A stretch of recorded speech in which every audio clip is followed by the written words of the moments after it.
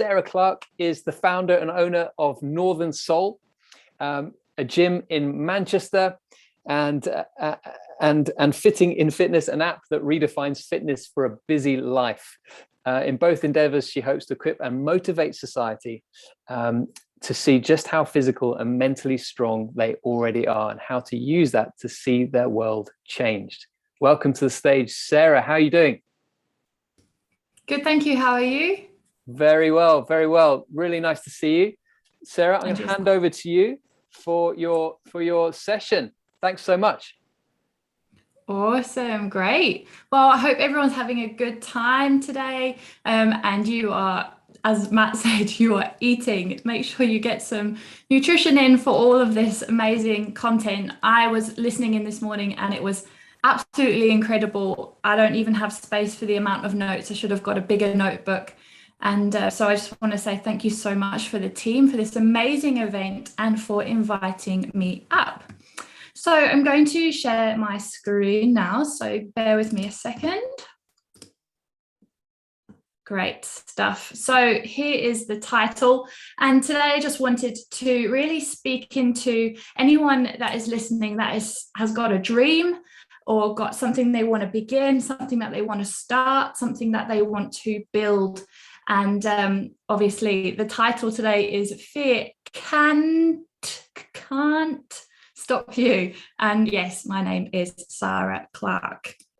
So let me begin with a little bit of background, just in case you trying to fit my face into a gym. That's quite often people just go, really? I actually got into fitness purely because I was suffering from mental health issues in my early 20s. I was a passionate, really headstrong teenager, and then hit my early 20s and suddenly fell apart. I had no vision for the future. I still flipping loved God, but I just couldn't get myself out of bed in the morning. I couldn't understand what I was supposed to do. I couldn't really communicate with others or myself very well. And this went on for quite a lot of time, months, and potentially even, I think, hit a year. And one day somebody tricked me into going to the gym with them. I did a dance class. Yes, a dance class. And I hated every single moment of it, and I will never do it ever again. But I remember doing the class, trying so hard to avoid doing any small talk at the end, dived out of that gym. And then I remember having gone to the gym thinking, what is the actual point, God, in all of this? I have got nothing left in me to give to this life. And I remember walking out of those doors of the gym and having this absolute flooding sensation of, right, what's next? I had energy, I had focus, I had vision. And yes, they are hormones, and they come from hormones that are released from exercise. But I left that gym kind of just having a better grasp of what God had for me. And to this day, this is 12 years down the line, I still hate exercise, and I still don't want to talk about fitness. I find it very boring, and I would rather be sat on the couch. But it had to become a discipline for me. In order to grasp what God had for me, I knew that I needed to take hold of those emotions and hormones that He's gifted us, and use that to regain control of my mental health. And so I then became a trainer and started working in gyms in London, but I just couldn't find a venue or a place that had the same beliefs of me, which is that our bodies are gifts, and that we have to move them every single day. And so I moved to Manchester to meet my husband, who happened to be in London for one day and said that he would never leave Manchester. And so I lost but ultimately gained, and I moved to Manchester to marry him. We actually got married in the gym. That's this picture here, 1 week after opening, and that wasn't by choice. That was because of the council pushing my opening date back. But yes, that was the day of our wedding, and we went to the gym after we got married. And then here's my beautiful family in the middle. We now have been married for 7 years. The gym's been open for 7 years, and we've got 2 kids, both of them under 5.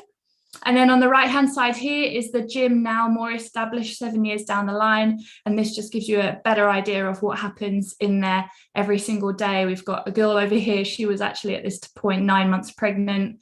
We have got mums, we've got dads, we've got professionals, we've got absolutely everyone in there, just literally taking hold of the strength that they've been given by God and moving with it every day. So my key points today, I'm a very practical person. I like to tell you exactly what's coming up. My key points today are: fear can stop you, and it stopped me. So I'm going to share my story with that. But then ultimately, fear can't stop you. And so then I'll be sharing my story of how I overcame fear with my vision and my idea and my project, and how you can take hold of that for yourselves and, use that in your journey with God and your business or your endeavor or whatever it is that you have got planned to begin or you're in. So here, no human has lived without fear. I wanted to put this in here because I wanted to I can't stand shame. I think shame is an awful thing that is not of God. And so, if you were to live with the shame of having fear, I would be really gutted. So I wanted to put this in here, that no human has lived without fear, okay, apart from Jesus. And he probably did fear as well. And yet we are called to not fear anything other than God.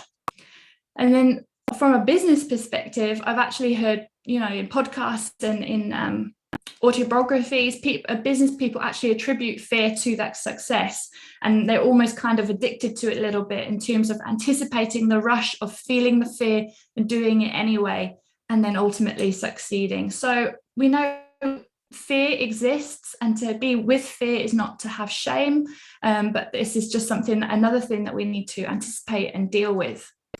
So what are we actually called to do when we're starting out, when we're trying to take a bold step in the name of God? Are we meant to feel the fear and do it anyway, or not fear at all?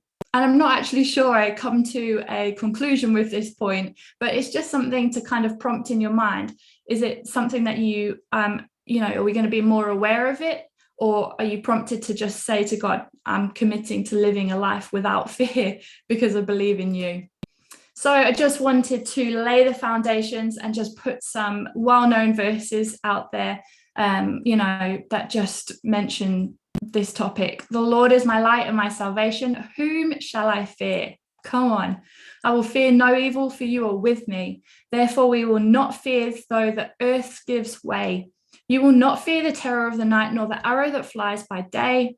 Do not fear, I will provide for you. And you shall not fear them, for it's the Lord your God who fights for you. So here, God is not saying there is no such thing as fear. You should not feel fear. It's saying the earth gives way. You're going to fear. The earth gives way. But I am with you. I will provide for you. I will fight for you. We'll come back to these at the end if you want to note them down, but I know that you can watch this back too. So fear can stop you. What is it that you are fearing? For me, here's just a couple that, I know that I definitely felt at the beginning. I had this great passionate vision, but then as soon as I kind of started the steps of opening and building a gym and building a brand, these are the types of things that started to kind of come into my life. And that was fear of exclusion, fear of rejection, fear of failure, fear of isolation. Confrontation is a massive one for me. I've had to definitely kind of deal with that in the last couple of years. Competition, loss, and then actually, if I'm being brutally honest, the actual fear of success is very real, and should definitely, be something that we kind of feel for as well. So just to give you a little bit of background when it comes to the history of fear in my business, I had this huge passion. I was going to open a gym that was going to change lives, that was ultimately going to bring people closer to God as they really honored and valued their body. And it went amazing. The first 2 years, I had so much passion. I don't think I had space for fear. I mean, the council kind of fought with me. They didn't want me to open. They didn't want me to use the building that I wanted to use and things like this.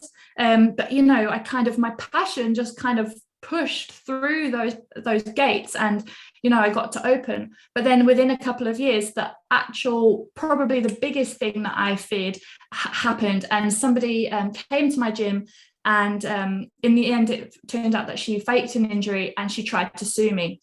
And that was horrific. That was all of my fears wrapped in one, which was kind of like, this is my business is going to get taken away from me. Somebody is doubting my passion. They're doubting my love. They're doubting my experience and my knowledge in order to keep people safe and free from injury. And it was horrible. And I totally let fear completely overwhelm me. I ultimately wanted to give up. I really struggled to continue to really love people, which is really all I do on a day-to-day basis. And it really overtook everything that I loved about my business. And so in the end, I had to really dig deep and realize that actually fear had taken over taken the steering wheel from me to my business. And it was only when I realized that and I went back to God and said, I'm sorry, I've focused on fear, that when I met with God and talked about that, I then actually got to do real things that helps the process. So for example, I wrote down verses that I felt were applicable, the promises of God in the Bible, and I stuck them onto every single piece of paperwork. And that's not magic, that's not hocus pocus. It's not algebra that if I did that plus that plus that, it would equal that. It was just that I was just declaring that I knew the promise of God, and that even though this was something felt like my earth was giving way, there were those promises to say that is not the case. And in the end, it didn't go ahead. The case was dropped, and it was an amazing, mighty miracle. And I've grown so much from that experience. And so at the time, I probably would have said, please, God, take it from me. And then actual fact now, 7 years down the line, I'm thankful for God that happened, because now my fear of confrontation is almost, let's say, halved. Let's go there. Okay. So takeaway number one, I like to talk in takeaways because I like food. So my ultimate takeaways are Chinese. So there you go. Takeaway number one, fun fact. Fear is of this world, but you are not. And that is just incredible. There's the fact that we've got a God that does not want us to fear is just insane to me. I flipping love that. So just remember that, yes, fear is of this world. It is in this world. It's all around us. But you are not of this world. You are God's child. Okay, second point. This is a fast track to freedom of fear, guys. Fear can stop you, all right? We've done fear can stop you once. Now I'm saying it again, emphasizing it. Fear can stop you, but would you notice it?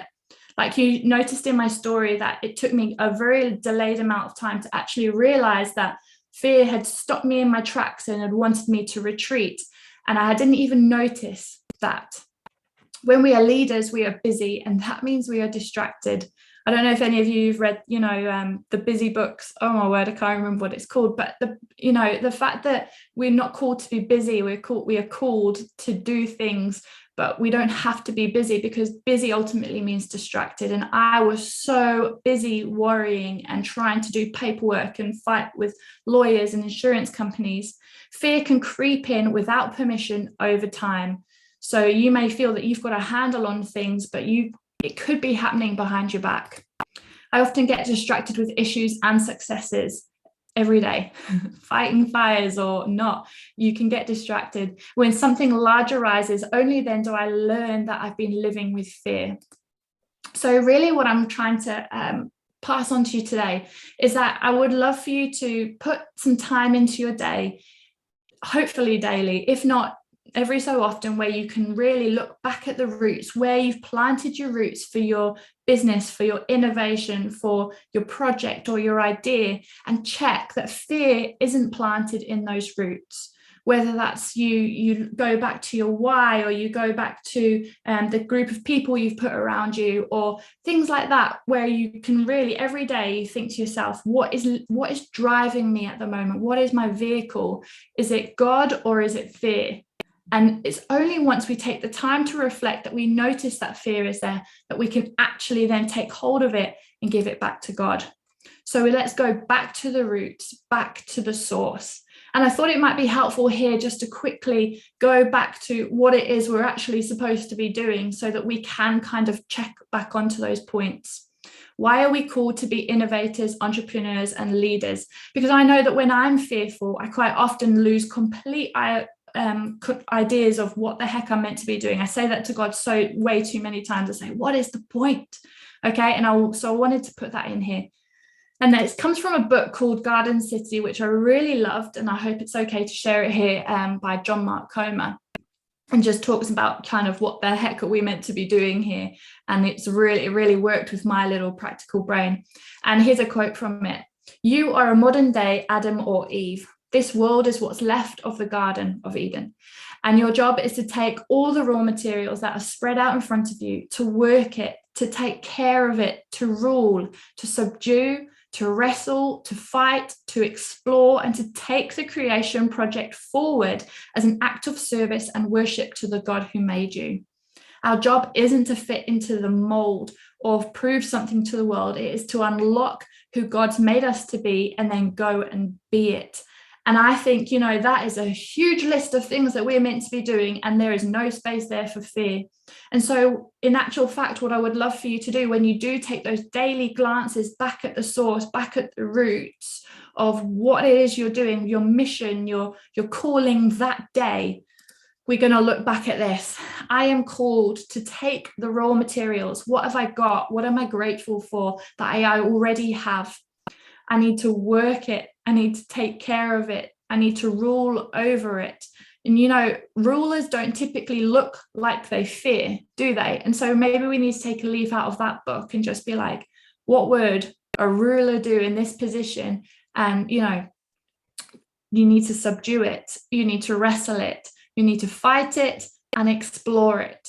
And so as part of those daily checks as to, what is ruling me right now? Is it fear or is it faith? You can use this as kind of like a bit of a checklist. Am I doing these things, or am I living in a mold? I can attribute all the things that I've gone through in business of being scared or fearful or having a hurdle that I've got to jump over to me trying to fit in with an earthly business person, or I follow business people and I think I want to be that.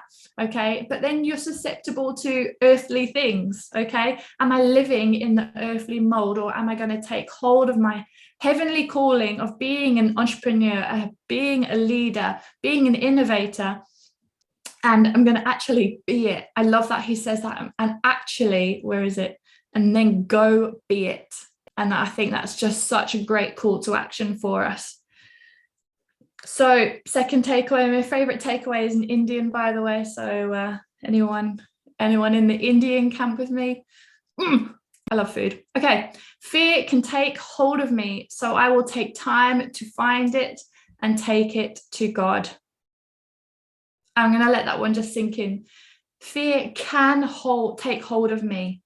Okay, so we're not going to say there's no such thing as fear. We're acknowledging that fear can take hold of me. So I would take time to find it and take it to God. If we're not doing that self-check, then how are we going to find it, and how are we going to know what to give back to God? Because, he wants to take it from us. He doesn't want us to live in fear. Okay, and then my final point. Fear can't stop you. Ultimately, fear can't stop you because you are a child of God, like you and me. We cannot be stopped by fear. And I just think that is just the biggest heavenly gift that we've ever been given. Of all the times that I can look back and think of all the things that I was like, that's it, I'm calling it, it's done, it's over. And there's been many, many times of that where I've just said to my husband, you're going to have to earn all the money now. I'm done. That they can't stop me, because this wasn't my idea. This was God's idea. And this is God's part of Manchester that he wants to take hold of in the way that I'm doing that. We are on a pathway between birth and eternity. Okay, I'm going to take it right back to the simplest form. It's an A to Z route. I'm going from here, birth, now I'm 30, and I'm working my way towards Jesus and what I hope to be eternal donuts, okay, with Jesus. I think he likes donuts. So that route, A to Z, it is one straight pathway, okay? And there are things that are going to distract you, okay? So there's things that caused great fear in my journey. And these 4 things are just some of them in my 7-year journey as a businesswoman. And, you know, I miscarried and I feared miscarriage. And then I had a miscarriage. And then I feared ever doing things wrong. And then I did something wrong, perhaps, and I got threatened to be sued. And then I had council threats to shut me down. And then I had lockdown and COVID and all these things where I'm potentially being taken away from my pathway. And then I've got to work all the way back to that A to Z straight route. Okay, when ultimately, if I am focusing my eyes purely on Jesus and acknowledging those things, but not allowing myself to turn and change direction towards them, then that is the best route.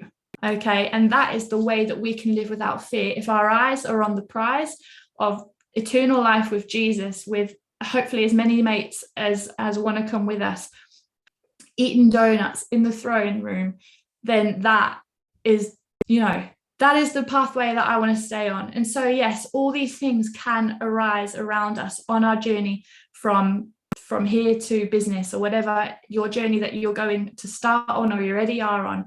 Ultimately, we must not take our eyes off the biggest prize, and that is Jesus. You are always going to make it. These are kind of the promises that were in the Bible, okay? You were always going to make it to God. He was never going to let you down. He is pursuing you. He says nothing can separate you. He would leave the 99 for you. So why on earth would your failure or your exclusion or any type of regret or anything that could happen that you may be fearing take you away from that ultimate prize of eating donuts with Jesus in heaven? Really, there is nothing to fear because of these promises in the Bible.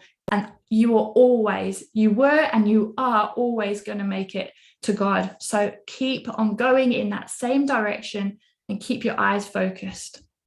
He planted that idea or dream or vision in your mind. So do not fear. Always turn back to the source. I always remember our pastor at my church, Audacious in Manchester, Pastor Glyn, legend, and he said, it's not even your idea or your dream or your vision, it's God's. And so ultimately, if you are feeling fear, give it back to him. Just say, God, this was your dream. Come on, what's your plan here? All right, take it back to God. And then I'm just going back to those biblical promises. And here's the proof of the promises. The Lord is my light and my salvation. I do not need to fear because I can see my salvation because of the light. I will fear no evil because he is right here next to me. Therefore, you will not fear, even though the earth gives way. You do not fear the terror of the night, nor the arrows that fly by day. That was the one that I held on to throughout lockdown. Every single thing that could have been thrown at me in lockdown, and my business and my calling got thrown at me. But, those arrows just missed me because of this promise. Do not fear, I will provide for you. You shall not fear them, for it is the Lord your God who fights for you. So whilst fear can stop you, ultimately with our eyes fixed on God, nothing can stop you. Take hold of the promise and step confidently forward as we take this world back into a kingdom, and be confident in the promise, the source, and your original calling. So here, I'm going to leave you with some practical steps because I love practical bits. Declare to the world your why. I actually learned that last year at Stronger Network 2021. And that was the whole take hold of your why and own it and grab it. And remind yourself daily. I can't remember the lady's name, but she told us to print off our why and to put it on the wall. And I have done it, it's right there. And so every day, go back to your why in terms of your God, go back to your why in terms of your business, go back to your why in terms of your idea, and renew that passion, renew that strength that God has got waiting for you. Keep watch over your routes and determine which direction you look at daily. Awesome. So here's my final 3. Fear is of this world, but you, baby, you are not. Take time in your journey to identify fear. If you're not reflecting on what's driving you, then how are you going to know what's driving you? And change the direction of your focus every single day. Where am I looking at? I'm not looking at fear. I'm not looking at distraction. I'm looking at God. That is my prize. Okay. And you can even imagine God holding the donut, but let's not go into donuts. You might not even like them. So yes, that is it. I will be praying for you for the rest of this week, praying for these God-given ideas and God-given dreams, that he gives you the strength you've already got the strength. He's given it to you, but you take hold of the strength. You get a renewed sense of energy. You get a renewed sense of direction, and that you can discover that daily as part of your morning routine, or whatever time of day that works for you, that you can really dig deep and reflect on what's driving you and take it back to God. Okay, thank you so much for having me, everyone. Matt, are you there? Hey. Hello, Sarah. Thank you for the session. Wonderful, so practical, so inspirational as well. Really wonderful to hear from you. And there's been some comments in here, people saying that they're loving this, Sarah. They said, love the donuts, but I prefer Vietnamese. Take something. We couldn't quite answer that. Oh, wow. Loving the story. Discipline of exercise and movement is great. Anyway, Sarah, thank you for all that you've shared. And what are you up to the rest of the day? Well, I'm actually flying home in the morning to Cape Town with my family. So we passed our PCR test, which I actually feared for about 48 hours. So in real terms. And so, yeah, we will be getting on a plane in the morning. So I'm taking 2 under 5-year-olds to Africa. Wow. Well, God bless you on that journey, and hope you rest well. And yeah, thanks again for today, Sarah. Sarah Clarke, everyone, and have a great trip. We'll see you soon, Sarah.